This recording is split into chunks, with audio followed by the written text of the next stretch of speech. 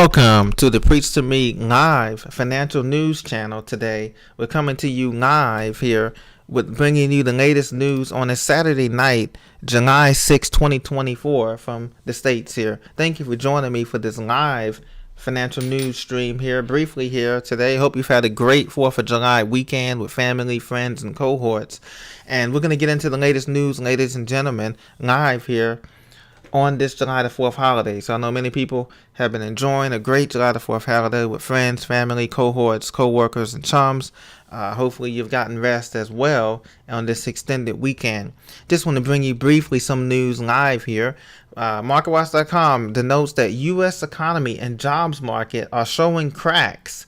The Fed rate cuts are not too far off.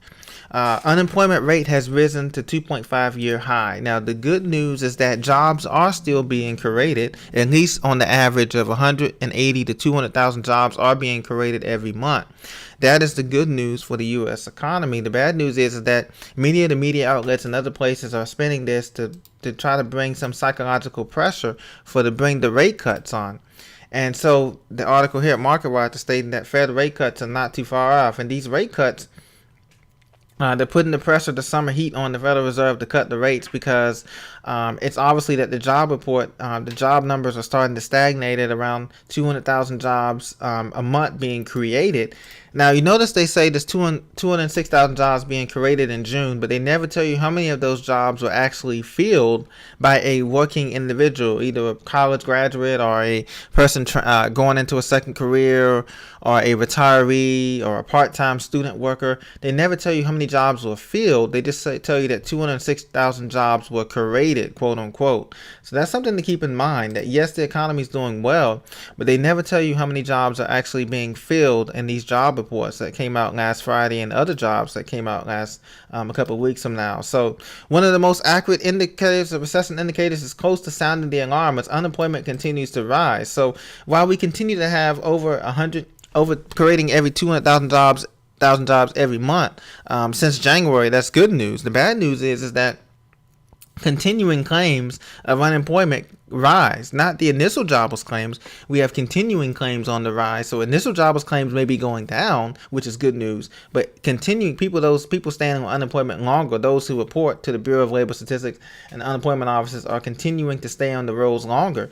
And it says right here, while the current jobless rate is historically low, its rate of increase could be a sign of deteriorating economic conditions. So as we head into the second quarter of 2024, it is prudent that all of us continue to monitor our financial habits and that we, spend our money wisely. All Americans now are spending their money wisely, only getting the essentials that they need, to protect life, liberty, and property.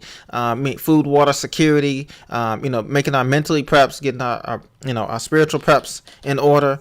But this is going to be a marathon, not a sprint. And so once again, they're telling us here, MarketWatch is telling us that the U.S. economy and jobs are showing cracks. It's not fully breaking.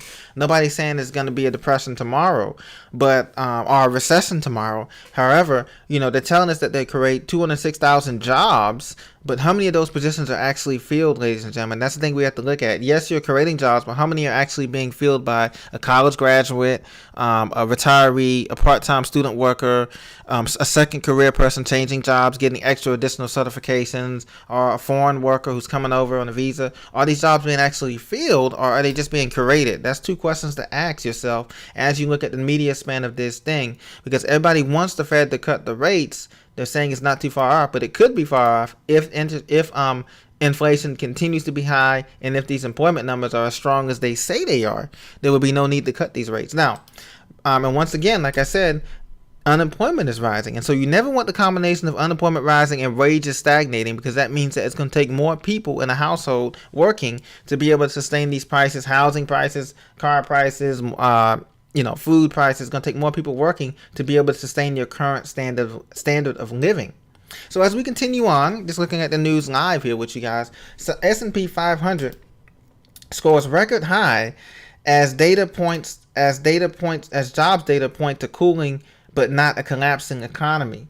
So once again, you can have a high stock market. Remember, Venezuela, Greece, Turkey, Lebanon, Sri Lanka, all these countries had high stock markets. Zimbabwe, they had stock markets going through the roof. It was considered a bull market.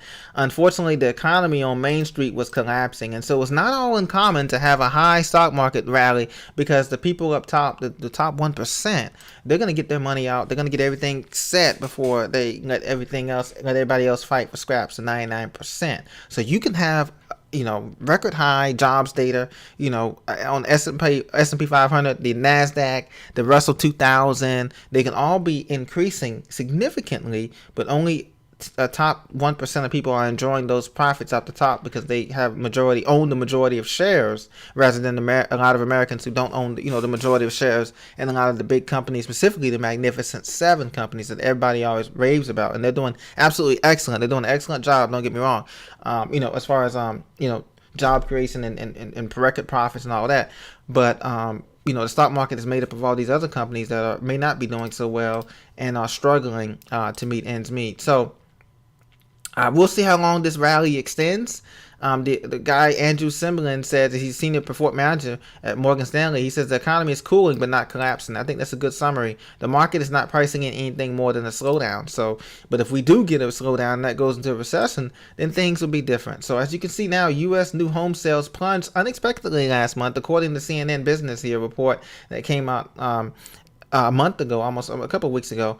Home sales. Now, let me tell you this: home sales are still making sales. You go in these neighborhoods, you still see a lot of homes under contract, fully purchased, but the people are not buying, $50,000 over asking price and all of that. But you do see that in a lot of these suburbs and a lot of these rich suburbs and northern communities of these cities. Home sales are still happening. So I don't think I don't necessarily buy it and subscribe to the notion that things are going to be just plummeting in homes, because people are still buying homes. Housing is a necessity, and so that is still going to be happening here. But new home sales did plunge a little bit last month here. It only makes up about 10% of the market. First of all, new home sales, it fell by 11.3%, so a moderate amount, nothing crazy, to 619,000 as a government data report released Wednesday. But this is the steepest decline, ladies and gentlemen, since September 2022, and marks the lowest level since November. Now, it might have been stifled, of course, by the high mortgage rates that are still pretty historically high, considering we was at 0 and 2% or 3% a couple years ago. So that is one reason. As the article denotes here, high interest rates and expectations that they remain elevated for a longer time than expected are weighing on American home builders. American home builders want to make money, and so far they can't make money if these these interest rates continue to be so high. And so it's taking its toll on new construction of U.S. homes. Housing starts fell 5.5% last month to a seasonally adjusted annual rate of 1.28 million units, lowest level since 2020. This is before the pandemic. Building permits also dipped by 3.8%. So what is being built now has been already approved some 5 years ago or 8 years ago or 10 years ago, and they're building it now. What's starting to get new permits now is starting to dip. New building permits are starting to go down, according to this article. Housing shortage persists. Here's what the U.S. government is doing. Obviously, the supply is short. The prices continue to be high. Elevated mortgage rates. They have undermined the critical spring home buying season. So they're saying that the spring home buying season wasn't all that as it used to be. And the U.S. home price now, the average home price is $419,300. This is a record going back to 1999. Wow. This is according to the National Association of Realtors. So you see record high prices, record high interest rates. And another thing too, you're not getting a lot of bang for your buck. The square footage has actually gone down. It used to be big houses in Texas and Florida and Illinois and all these states, Pennsylvania and out west, and Arizona. You get more square footage for your money. Now you're getting less square footage for your money and poor quality construction for your money as well.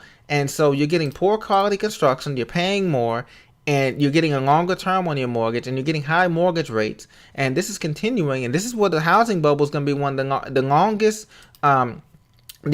bubbles to fall, because this economy, yes, we're adding 200,000 jobs in this economy every month. They're telling you in the media how they're creating 200,000 jobs, but the question is, to pay for these houses, and people can pay their mortgages, they have a job, but the question is, are these jobs being filled? They never tell you how many of those 200,000 jobs are being filled and allowing these home sales to continue. And so that's the caveat. And so yes, the article here in CNN Business, if you're just joining us, we're talking about latest financial news live here. The U.S. new home sales plunged. Well, yes, it plunged because we have high interest rates. We're getting less. Those houses that are selling, there's still houses that are selling, so it's not all gloom and doom. You go to any neighborhood, you see houses under contract, but you're getting less of a house. You notice that, right? It's part of the new Smart 2030 goals, the Project 2030 goals. To put everybody in these smart cities. So you're getting less of a house, less square footage, but you're paying more. The average house now, according to this article, is up to $419,300. You're getting less house for more money, and also you're getting less quality of a house. I don't know if a house nowadays can last with the kind of construction I'm seeing put up in a month or two. I'm not sure if a house can last 30 years, without having major rehaul done to it after 20 years for it. And so that's what we have going on there. So once again, ladies and gentlemen, the economy is doing well, but it's showing cracks. And I believe that the Federal Reserve Bank will make a rate cut this year, but it won't be that much as you think. Probably by November and December, they'll make a 25 basis rate cut will be it. Otherwise, they'll leave rates unchanged through this year because this is an election year. And so next year, they'll look at doing more cuts. But I just don't see it happening this year. I only see it happening in the November-December meeting, a 25 basis cut, and that's it. And would that be enough, though, to spur the markets further on to growth and to spur this economy on further to growth? So we'll see about that as it continues later on today. So I thank you for joining me on this live stream.